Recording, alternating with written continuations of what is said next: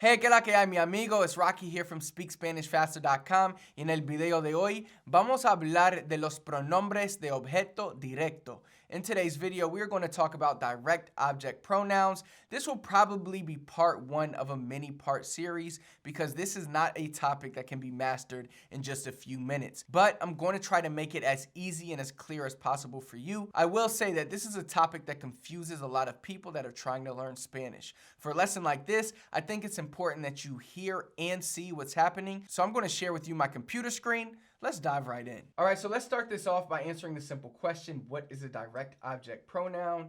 Well, the object that directly receives the action of the verb is called the direct object, and the pronoun replaces that object. So first you have to understand, even in English, what a direct object pronoun is. So let me give you an example. If I say you watch the video is the direct object because the verb watch is happening to the video, right? It's the video is receiving that verb to watch. So you watch the video, the direct object is the video. Now, if we turn that direct object into a pronoun, it becomes it. You watch it. So direct object pronouns, they exist in English, they exist in Spanish, but there is a little difference between the two. So what is the difference? Well, the main difference between the use of the direct object pronoun in Spanish and in English is their placement. So while in English they are placed after the verb, so you watch it, in Spanish it is placed in front of the verb. So it becomes lo and lo ves. All right, for you watch it, lo ves. So that is the main difference between English and Spanish.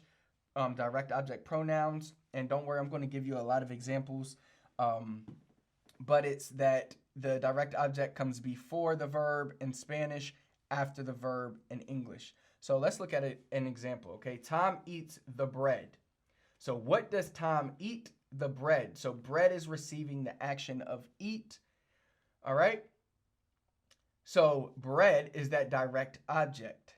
Now, we have to turn the word bread, the direct object, into a pronoun. So what pronoun do we use? Well, what even are our options? So let's go over that.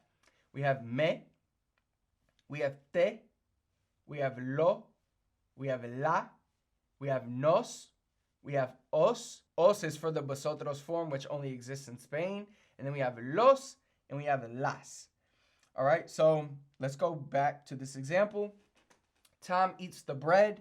What does Tom eat? The bread. Bread receives the action of eat. Tom come el pan. So Tom eats the bread. As you can see, the English and the Spanish structure of the sentence is the exact same. Tom eats the bread. Tom come el pan. Now, when we turn el pan, the bread, into a direct object pronoun, it, now it changes. So in English, it's he eats it. The verb still comes before the pronoun. But in Spanish, it flips. Tom lo come. Tom lo come. Tom lo come. So you can see how it changes here. All right, the direct object pronoun is now in front of the verb. And I've color-coded it so you can kind of see these changes. So you can see the red is before the blue, the red is before the blue, and then it changes to the blue being before the red when we turn it into, in Spanish, a direct object pronoun. So let's look at another example. I kiss her. Who do I kiss? Her. Her receives the action of kiss. So, yo la beso. All right, yo la beso. Now, let's go to another example. You know me. So, who do you know? You know me. So, me receives the action of the verb to know. So, tú me conoces. Okay, let's move to another example. We play the game. What do we play? The game. The game or game receives the action of play. So we could say nosotros jugamos el juego. Nosotros jugamos el juego. We play the game. Again, same sentence structure. Nosotros jugamos el juego, where we have the verb first, but then when we change it, lo jugamos, because juego is masculine, lo jugamos, now we put the direct object pronoun in front of the verb. All right? So you should be starting to get it a little bit. So Jaime reads the book. Jaime reads what? He reads the book. The book receives the action of read. Jaime lee el libro. Jaime lee el libro. So Jaime lo lee. So again, el libro turns to lo because it is masculine, and Jaime lo lee. Lo goes in front. Now another example, they have the money. They have what? The money. Money receives the action of have. Ellos tienen el dinero. Lo tienen. Now, again, lo, because el dinero is masculine. Now, let's say I said they have the fruit, la fruta. Or let's say I say they have the apple, la manzana. They have the apple. Ellos tienen la manzana. They have the apple. Well, because la manzana is feminine, it would be la tienen. So now you see when you would use lo versus la. Very easy. Any masculine noun would turn to, or masculine direct object pronoun would turn to lo, and the feminine ones turn to la. So I'll show you an example right here. Now this is in the plural. I buy the apples. So what do I buy? The apples. Apples receives the action of buy. Yo compro las manzanas. Las compro. Yo las compro, or las compro. All right? You write the notes. You write what? The notes. Notes receives the action of write. Tú escribes las notas. Las escribes. All right? Next example. We eat the French fries. We eat what? The French fries. French fries receives the action of eat. Nosotros comemos las papas fritas. Las comemos. All right, so las papas fritas turns to las comemos.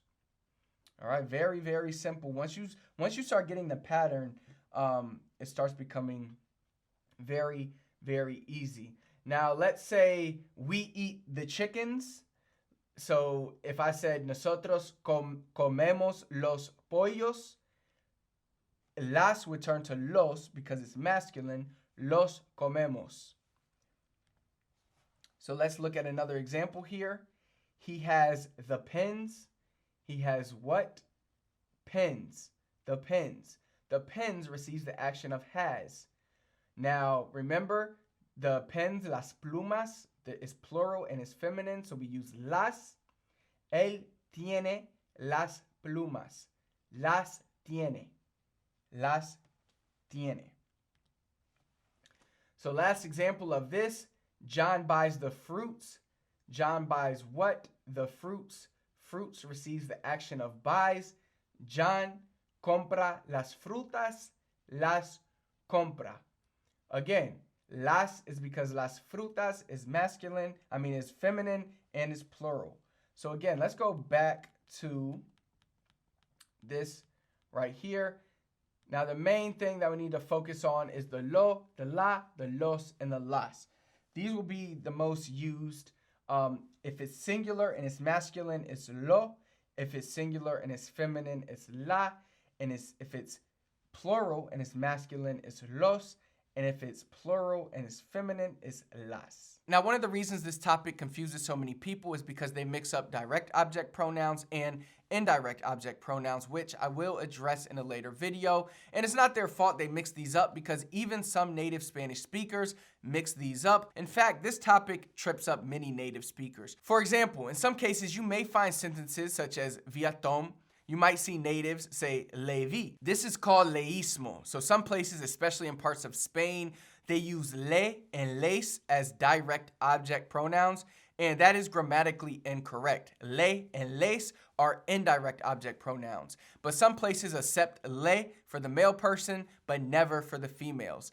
The beauty is that me, te, nos is always the same, whether it's indirect or direct. It's the le versus lo and the les versus los where people really get tripped up. Again, I will address all this on the channel in the future, so don't worry. I mainly want you to focus in right now just on the direct object pronouns, similar to what we discussed in this video. Keep it simple because this topic goes even deeper. But I know there's still gonna be a lot of questions like, what about the indirect pronouns and the direct pronouns when they're together?